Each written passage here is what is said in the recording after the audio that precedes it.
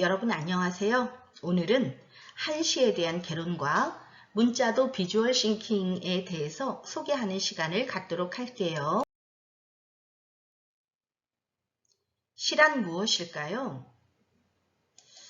여러분이 시에 대해서 그동안 많이 접해 봤을 겁니다.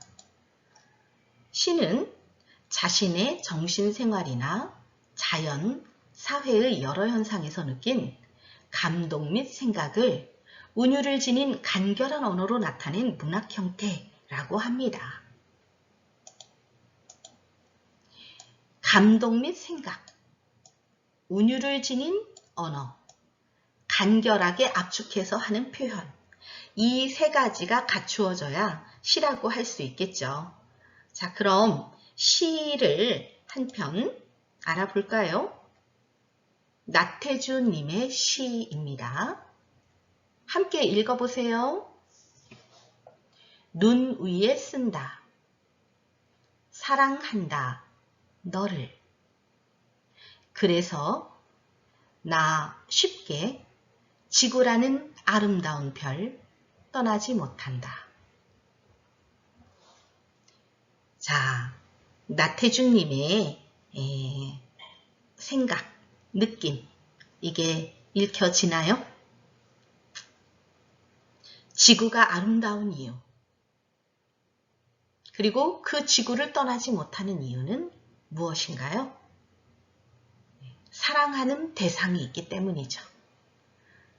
자, 여러분도 이 시를 통해서 여러분이 사랑하는 누군가를 한번 상상해보고 그에 대한 고마움, 존재의 이유, 이런 거를 한번 생각해봐도 좋을 것 같아요. 시는 원래 노랫말이었다고 합니다. 시라고 하는 문학의 장르가 생긴 것은 나중의 일이고요. 원래는 노래를 부르기 위해서 곡 위에 덧붙여진 노랫말이었다는 거예요. 그런데 시간이 지나면서 곡보다 노래가 많아졌어요. 노래 가사가 많아지니까 전부 곡을 붙이질 못해요. 그러다 보니 이 많은 노래 가사들이 시라고 하는 형태로 어떤 문학적 특성을 띠면서 시라고 하는 형태로 자리 잡게 되었다고 해요. 그럼 우리가 노래로 만들어진 시도 한번 알아볼까요? 이동원이라는 가수가 부르고 박인수라는 성악가가 듀엣으로 불러서 아주 유명한 노래가 있습니다. 향수라고 하는 노래인데요. 이 노랫말은 원래 정지용 시인의 시입니다. 고향을 그리워하는 정지용 시인의 시예요. 넓은 벌 동쪽 끝으로 옛이야기 지줄대는 실개천이 휘돌아 나가고, 이렇게 시작되는 시인데요. 그 고향에 대한 그리움을 그곳이 차마 꿈엔들 이칠랴 라는 말로 잘 담고 있죠. 시로도 유명하지만 노래도 너무나 좋아요. 여러분이 유튜브나 네이버나 이런 쪽에서 이 노래 동영상을 한번 보면 정말 감동받지 않을까 그런 생각이 들 정도로 아주 아름다운 선율이 흐릅니다. 한번 들어보세요.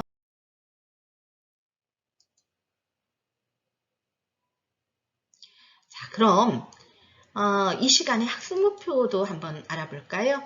우리는 한시를 배워요. 그래서 한시의 개념을 알고 여러분이 설명할 수 있으면 되겠습니다. 한시의 특징이 있어요. 그 특징을 알고 어떤 시인지 분류까지 하면 더 좋겠죠. 그리고 마지막으로 그 한시와 연결해서 문자도나 비주얼 싱킹 방식으로 표현할 수 있으면 더욱더 좋겠습니다. 다음 주 대면 수업에서는 문자도 비주얼 싱킹 대회가 열립니다. 여러분이 이 시간부터 이 수업 내용을 잘 듣고 여러분 대회에서 활용해 주기 바랍니다. 그러면 우리가 시의 개념을 아까 이야기를 했는데요. 한시에 대해서도 알아보죠. 자, 한시란 시는 시인데요. 정형시예요. 그리고 거기에 쓰인 문자가 한자입니다.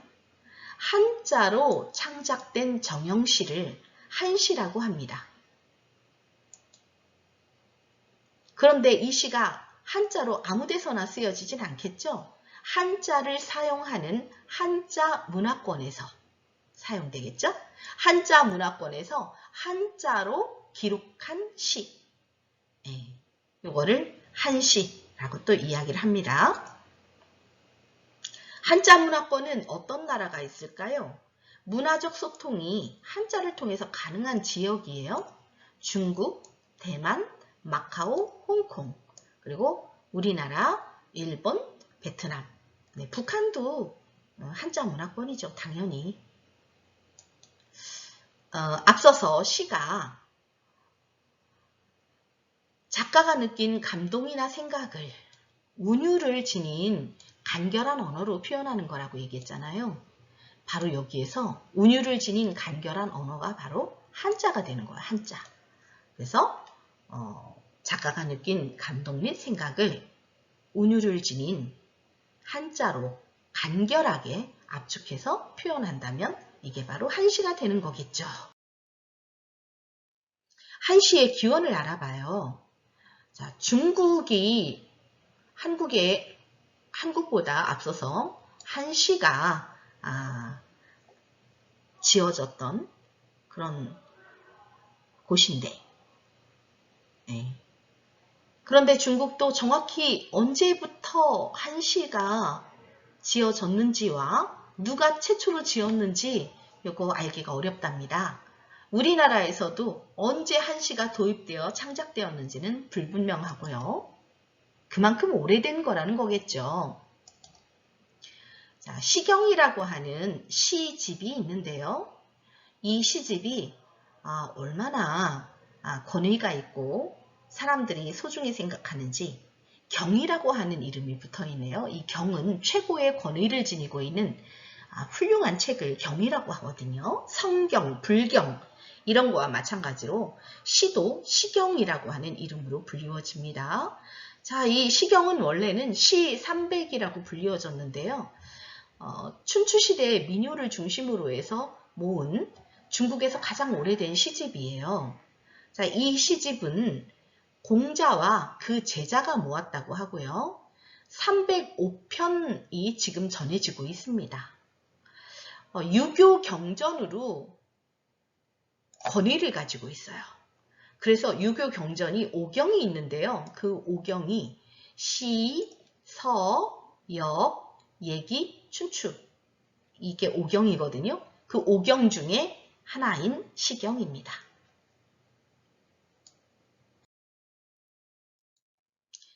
그러면 우리나라에서는 가장 오래된 한시가 어떤 걸까요? 살수대첩으로 유명한 고구려 영양왕 때의 명장 을지문덕이 지었죠. 여, 수장, 우중문이라고 하는 한시인데요. 5원 고시로 되어 있어요. 5원으로 되어 있는 고시 형식입니다. 여는 준다, 수장은 수나라 장수, 우중문은 성명이죠. 장수 성명이에요. 우중문이라고 하는 수나라 장수에게 준다라고 해서 시를 써서 을지문덕이 직접 시를 써서 보냈답니다. 그런데 그 시에는 우중문의 지혜라든가 또는 덕이라든가 이런 것을 마치 칭찬하는 것처럼 숭배하는 것처럼 높게 치켜 올렸는데 이게 바로 을지문덕이 상대방의 무능함을 거꾸로 꼬집은 그런 지략적인 시였다는 거예요. 그래서 우중문은 사람을 농락한다고 생각하고 을지문덕이 보낸 시를 받고 굉장히 화가 났어요. 그래서 머뭇거리고 있던 30만 대군을 한꺼번에 다 전진 명령을 내려서 살수라는 강을 건너기 시작합니다. 바로 그때 을지문덕이 막아두었던 그 제방을 터뜨리면서 30만 대군을 몰살시키게 돼요. 그래서 대부분의 수나라 장수와 병졸들이 살수에 빠져서 물귀신이 되고, 돌아간 그 장수와 병사는 얼마 되지 않았다고 그럽니다. 만여 명이 채 안 됐다고 하는 말이 있는데요. 그 정도로 굉장한 승리를 거두었던 살수대첩. 네. 그 살수대첩을 승리로 이끈 시, 여수장 우중문이라는 한 시. 네, 이제 기억할 수 있겠죠? 혹시 황조가에 대해서 들어본 친구가 있는지 모르겠어요. 이 황조가는 을지문덕이 지은 시보다 더 먼저 나온 시이긴 한데요. 고구려 2대 유리왕이 지은 거죠. 그런데 우리나라에서 가장 오래된 노래이긴 하지만 그 원문이 한자로 되어 있는 한역가요입니다. 네, 한역으로 되어 있는 가요예요. 그래서 한시의 형식을 따서 지었다고 이렇게 말하기가 조금 어렵고요. 이거는 사언으로 되어 있는 그런 시거든요. 네, 한역가요라는 점. 그래서 우리나라의 그 한시 중에 5원고시인 을지문덕의 여수장 우중문이라는 시가 가장 이른 시기의 작품이라고. 한시의 특징을 한번 알아보도록 할까요? 자, 한시 많이 가지고 있는 시를 짓는 형식, 즉 시체가 있습니다.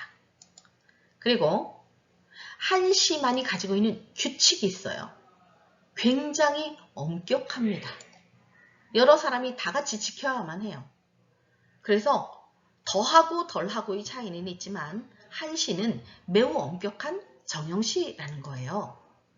왜 그럴까요?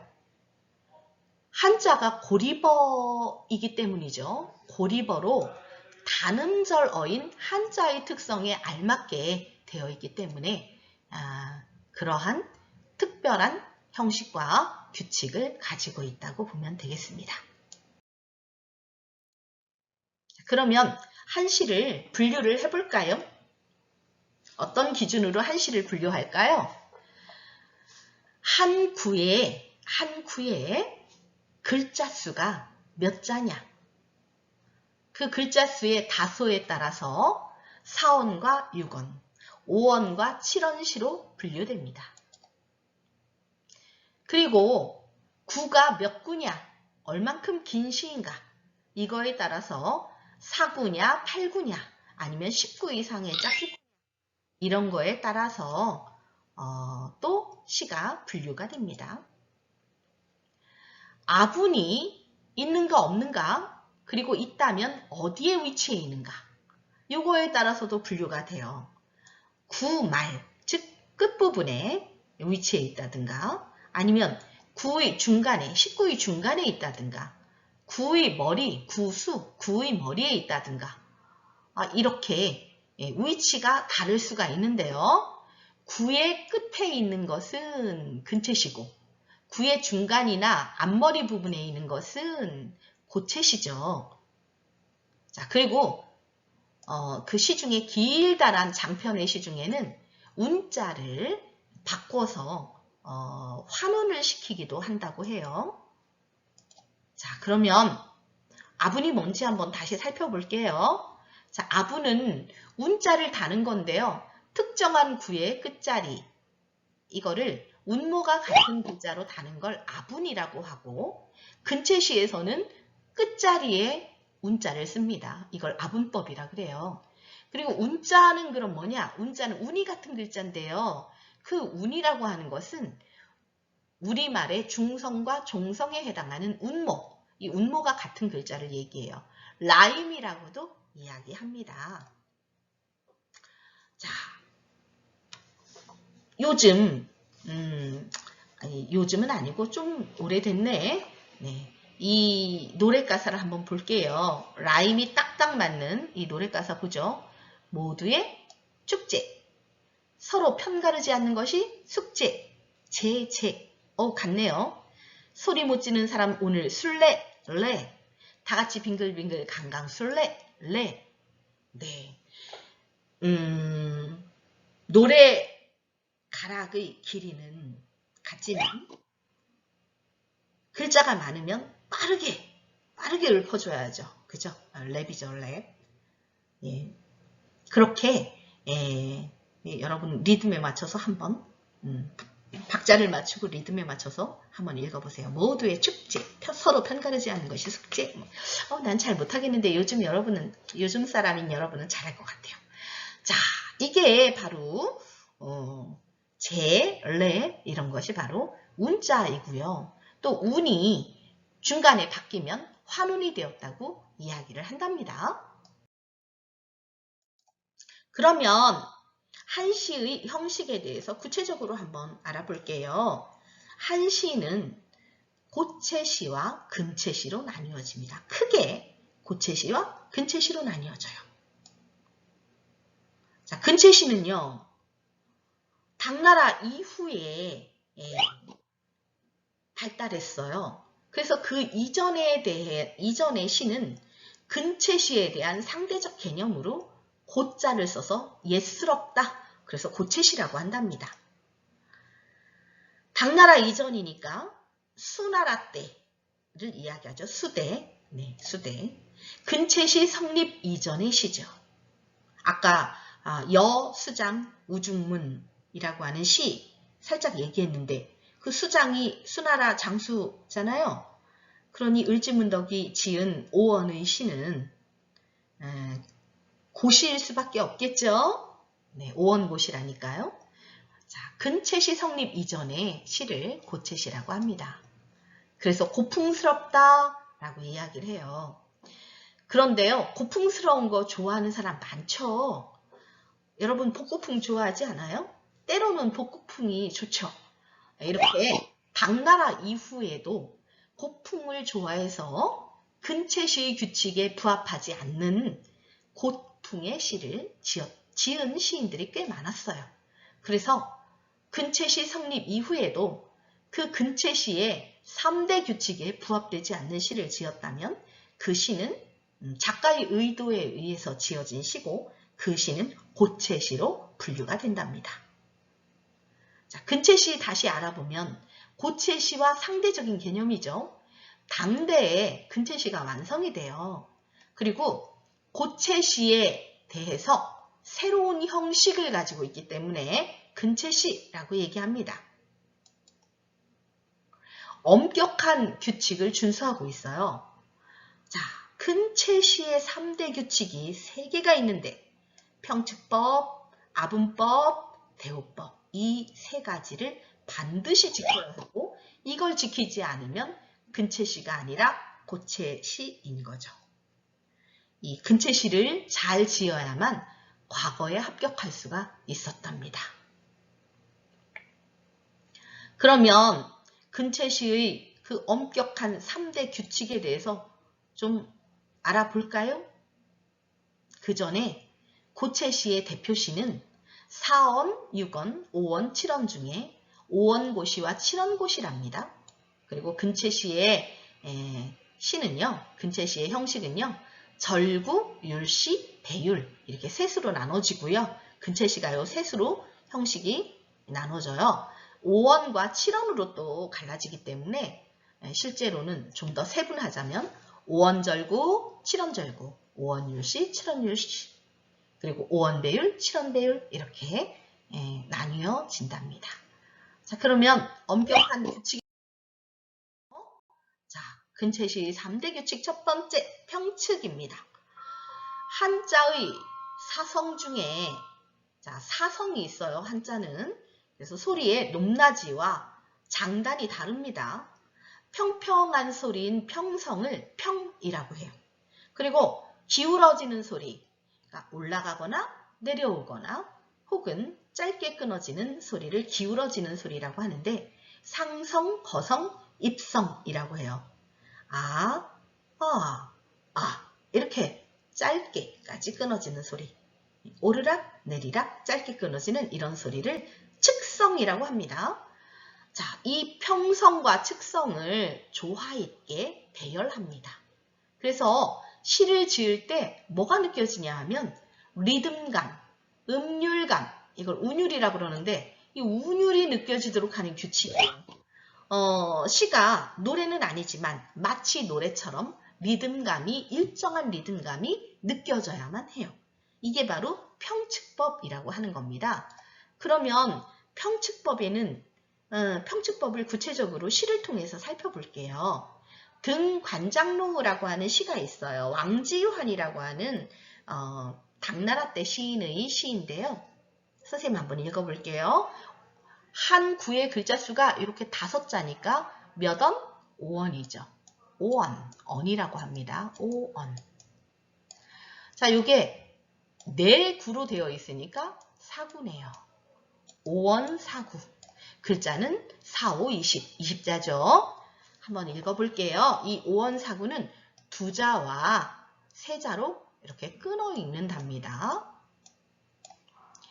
백일 의산 진이요. 황하 입해류라. 욕궁 천리목하니 천리목하여 갱상 일층루라. 조금 빠르게 읽을게요. 백일 의산진이요. 황하 입해류라. 욕궁 천리목하여 갱상 일층루라. 네, 이렇게 읽었어요. 그런데 요 위에 있는 요 부분을 보세요. 네, 선생님이 여기다가 방점을 찍었는데 이 방점이 뭘까? 네, 이게 평성과 측성을 표시한 겁니다. 자, 여기서 측성은 이렇게 검정색으로 동그라미를 쳤고요. 평성은 네, 이렇게 동그라미를 쳤어요. 자, 검은 점인 측성부터 측과 평으로 읽어보면 측측, 평평, 측, 평평, 측측평, 측, 평평, 측측, 측측측, 평평. 네, 이렇게 썼어요. 그러면서 운율이 느껴지도록 구성을 하고 있죠. 자, 요거를 평과 측을, 평성과 측을 조화롭게 배열했다고 해서 평측법이라고 하고요. 이 리듬감이 깨지면 안 되기 때문에 반드시 지켜야 하는 금체시의 규칙입니다.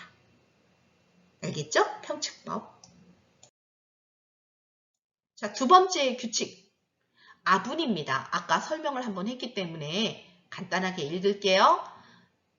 근체시에서는 아분을 특정한 구의 끝자리에 합니다. 자, 특정한 구의 끝자리를 운모가 같은 글자인 운자로 맞추어 다는 것을 앞운이라고 합니다. 운자를 맞추어 단다. 이게 맞추어 단다가 앞이고 운자가 운이죠. 그런 뜻이에요.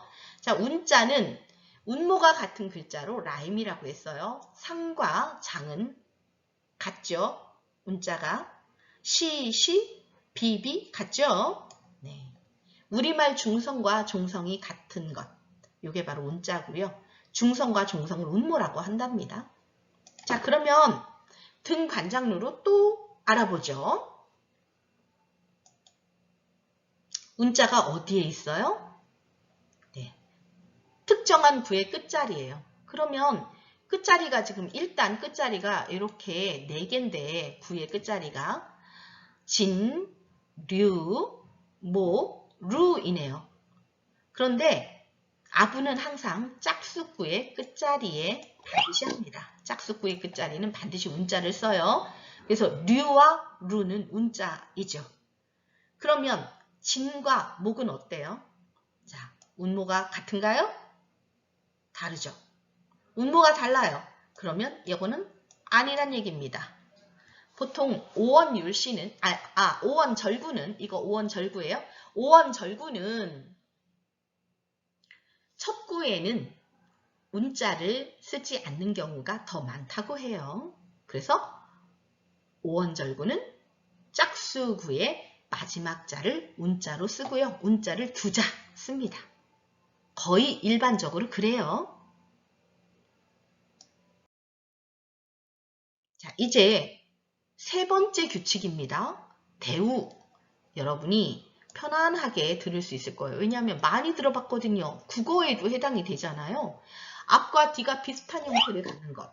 말의 가락이 비슷한 구절을 대립이 되도록 늘어놓아서 병행의 미와 대칭의 미를 주고자 할 때 사용한다. 두 문장이 서로 짝을 이루면 그것이 대우법이다. 이렇게 설명하고 있습니다. 매우 쉬운 예가이죠. 범은 죽어서 가축을 남기고 사람은 죽어서 이름을 남긴다. 자, 요 앞구절과 뒷구절이 서로 대를 이루고 있습니다. 대우를 이루고 있어요. 이게 대우법이에요. 대꾸라고도 해요. 대꾸법이라고도 하고 대우법이라고도 하고. 자, 그러면 등관장로를 통해서 알아볼게요. 자, 이거 오원절구라고 했잖아요. 이 절구는 첫째 구를 기구, 둘째 구는 승구, 세 번째 구는 전구, 네 번째 구는 결구라고 합니다. 시상을 불러일으키는 기구와 시상을 이어받는 승구, 그리고 시상을 변화시키는, 전환시키는 전구와 끝맺음을 하는 결구. 이렇게 기승전결 4단 구성으로 되어 있습니다.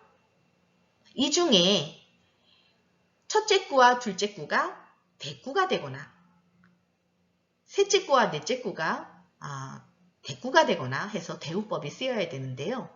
여기서는 어디가 대우가 될까요? 네, 바로 여기입니다. 기구와 승구. 요거 아니면 여기인데 여기는 아니고요.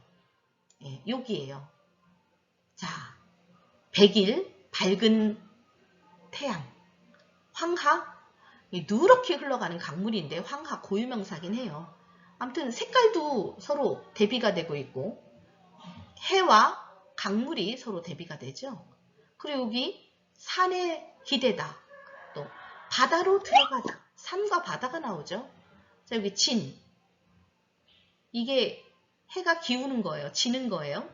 류는 쭉 흘러가는 거예요. 네, 지는 것과 쭉 흘러가는 것. 서로 짝을 잘 이루고 있죠. 대칭의 미가 잘 이루어지고 있고 병행의 미도 잘 사용되고 있습니다. 하나 더 주의해야 될 건 이거예요. 측, 측, 평, 평, 측. 여기는 평, 평, 측, 측, 평. 평성과 측성이 서로 반대로 짝을 이루고 있어야 된다는 거예요. 이게 대우예요. 대우에도 평측이 적용이 돼요. 글자의 그 뜻이라든가 뭐 이런 그 품사라든가 이런 것뿐만이 아니라 평측까지도 서로 짝을 이루고 있어야 됩니다. 자, 여기는 기구와 승구가 서로 짝을 이루는 완벽한 짝을 이루고 있는 대우입니다. 그래서 대우가 잘 됐죠. 이해됐나요?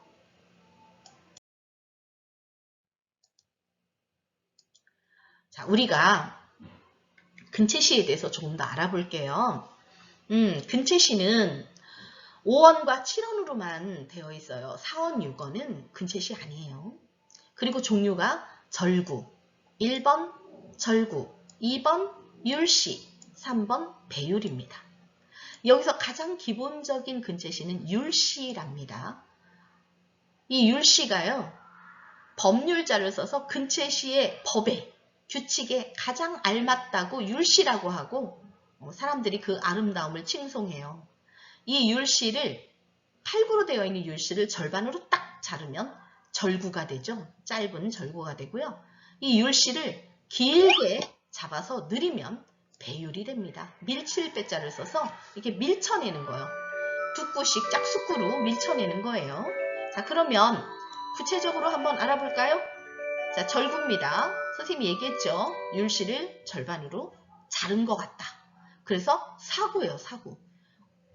5자 사구 또는 7자 사구 해가지고 절구는 사구고요. 5원절구와 7원절구로 나뉘을 수 있죠. 짧은 시입니다. 근체시 중 가장 짧아요. 찰나적인 감정을 응축시키는 데 적절하며 군더더기가 없는 표현으로 오랫동안 여운을 남깁니다. 좀 전에 얘기했던 것처럼 기승전결로 구성되어 있어요. 기구, 승구, 전구, 결구 이렇게 구성되어 있죠. 그러면 율시는요. 가장 근체시다운 근체시, 가장 아름다운 근체시라고 칭송을 받는 율시가 있죠. 이것도 5원과 7원으로밖에 못 지어요. 네, 그래서 이거는 8구로 되어 있는데 5원절구와 7원, 5원 율시와 7원 율시 이렇게 둘로 나뉘어집니다. 자, 8구 중에 홀수구와 짝수구인 두 구를 그러니까 1, 2 이거를 1년으로 합니다. 1, 2 수련, 3, 4 함년, 5, 6 경년, 7, 8 미련 이렇게 해서 수함경미 사연으로 구성이 되어 있어요. 자, 중간에 두 개의 연, 함년과 경년은 반드시 대꾸를 사용해야만 한다는 원칙이 있어요. 절구와 같이 찰나적인 감정을 응집적으로 노래하지만 중간에 대꾸의 묘미, 또 치밀한 구성미 이런 것으로 인해서 보다 아주 복잡한 그런 맛을 지니고 있다고 합니다. 자, 그러면 이제 근체시의 마지막 배율을 알아보겠습니다. 자, 배율도 5원 배율과 7원 배율인데요. 10구 이상의 짝수구로 이루어져 있습니다. 어느 정도로 길게 하냐? 작가의 마음이죠. 그 길게 하다 보니까 환운도 하는 거고요. 운자를 바꾸기도 해요. 자, 율시의 중간 대꾸의 부분이 늘어나는 거예요. 그리고 장률이라고도 해요. 근데 상대방이 짝을 맞추어서 노래를 하듯이 시를 지으면 다른 사람이 이어서 짓고 또 다른 사람이 이어서 짓고 또 다른 사람이 이어서 짓고 이러면서 의례적으로 서로 시를 응수해서 한 편의 시를 만들기도 한답니다. 그 한 사람이 물론 쓸 수도 있고요. 그래서 의례적 응수에 맞는 중후한 시체라고 하고요. 이 배율로 시집도 만들 수 있을 정도로 장편의 시입니다. 장편의 서사시. 우리나라에 장편의 서사시가 있는데 고려 말에 고려 말이 아니라 고려 중기 무신정권 때죠. 이규보라고 하는 시인이 쓴 동명성왕 고구려 건국신화를 담은 그런 동명성왕이라고 하는 그 시가 바로 배율로 이루어진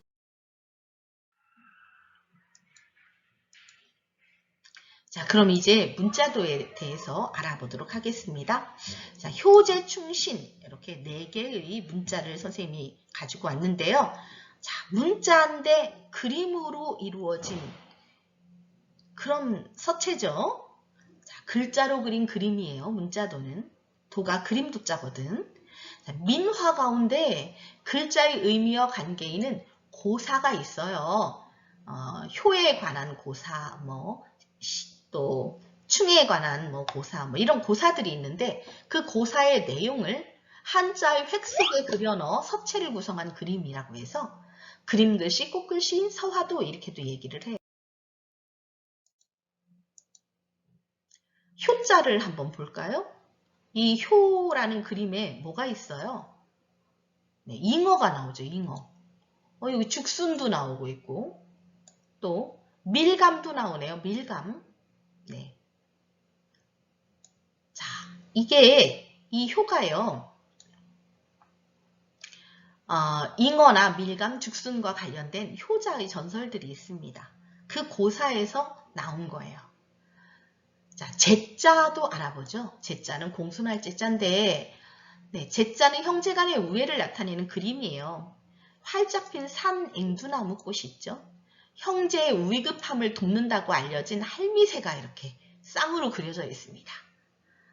자, 이게 제자입니다. 이 문자. 자, 이거 충자예요. 충성충자. 이거 믿을 신자인데 믿을 신자는 편지, 소식이란 뜻도 함께 있답니다. 자, 이 충해는 여러분 지난번에 고사성어 등 용문 이거 배웠죠? 네. 용문에 오른다. 아니, 과거의 급제에서 관직에 오른다고 하잖아요. 이 등용문의 전설과 관련된 등용문과 관련된 용그림이 그려져 있습니다. 그렇죠. 여기 용그림이 그려져 있고 또 충성스러운 신하의 절개를 상징하는 조개, 또 새우처럼 이렇게 딱딱한 껍질을 지닌 갑각류이 그려져 있죠. 자, 믿을 신자를 볼까요? 믿을 신자를 보면 어머, 새가 흰 기러기네요. 흰 기러기가 입에 편지를 물고 있네요. 네, 편지라는 뜻이 있다고 했잖아요. 그죠? 소식을 전하는 파랑새, 또 흰 기러기가 물고 있는 편지, 그리고 봄 소식을 전하는 매화 나무와 꽃이 활짝 피어 있습니다. 봄 소식이군요. 이런 문자도 이런 것들을 즐겨 그리면서 옛날 분들이 시각적인 표현을 했다는 거 있을 거예요. 비주얼 싱킹도 알아봐요. 이 비주얼 싱킹은 요즘 나온 시각 기법인데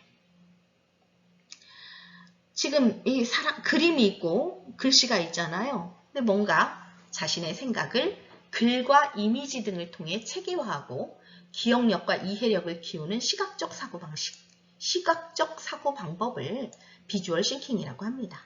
생각을 글과 그림으로 표현하고 나누는 것을 다른 사람과 나누는 것, 이걸 비주얼 싱킹이라고 한다고요.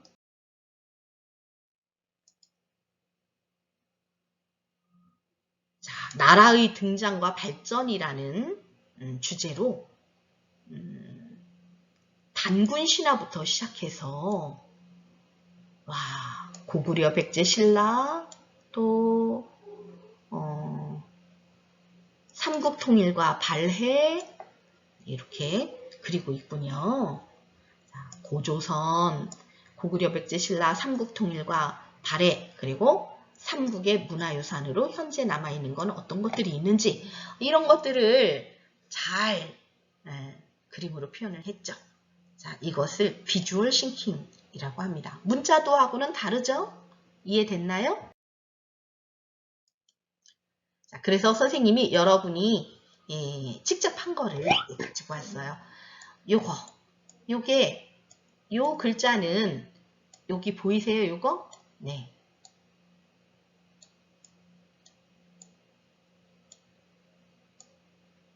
자, 선생님이 이렇게 따라 써봤는데 진흙, 니자를 표현한 그런 문자도입니다. 이게 바로 문자도예요.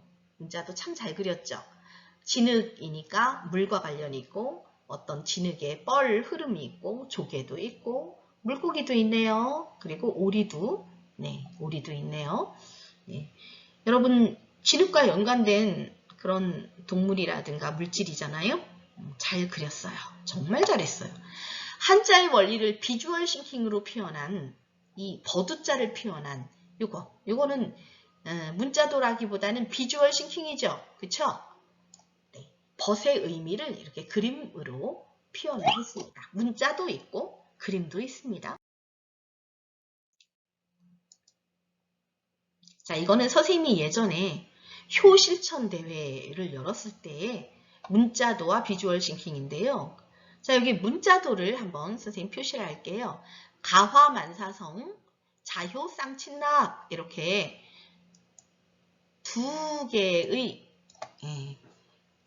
대련이 되는, 대우가 되는 그런 문구를 가지고 문자도와 비주얼 싱킹을 하라고 했어요.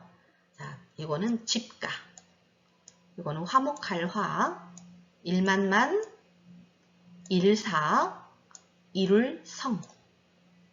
선생님 보기에 요 일만 만자가 조금 부족해요. 표현하기가 어려웠나 봐요. 예, 다른 거는 문자도죠. 자, 자효 쌍친납, 자효 쌍친납 이렇게 문자도를 그렸어요. 이 정도면 매우 우수한 친구죠. 자, 그리고 비주얼 싱킹으로 부모님께 효도한 거 그리라고 했더니 이렇게 안마한 거, 또 이건 현재 해드린 거, 이건 미래에 해드릴 거예요. 현재 안마해드렸다는 거예요. 그리고 앞으로 이렇게 돈 벌어와서 용돈 드린대요. 여기는 설거지도 해드렸대요. 그리고 나중에 집을 장만해서 부모님과 함께 산다는 거예요. 정말 효녀, 효자인 것 같아요. 네, 이렇게 비주얼 싱킹과 문자도가 어우러진 이런 작품을 만들었습니다. 이 정도면 상 줄만 하죠. 그렇죠? 그러면 지금까지 배운 거 학습 내용을 정리해 볼게요. 학습 내용. 한시는 한자로 창작된 정형시다. 한시의 종류에는 고체시와 근체시가 있다. 근체시의 분류는 절구, 율시, 배율이다. 5원과 7원을 붙여서 6가지로 얘기해도 됩니다. 근체시의 3대 규칙은 평측, 아분, 대우이다. 문자도란 글자로 그린 그림이다. 그림글씨, 꽃글씨, 서화도라고도 한다. 비주얼 싱킹은 생각을 글과 그림으로 표현하고 나누는 것이다. 어때요? 잘 정리가 되었나요? 네, 여러분 한시의 이론은 꽤 좀 복잡한 듯한 느낌이 들죠? 네, 1시간 동안 고생이 많았습니다. 여러분 모두 화이팅입니다. 잘 배우고 생각하는 여러분의 모습을 칭찬합니다. 감사합니다. 이상으로 마칠게요.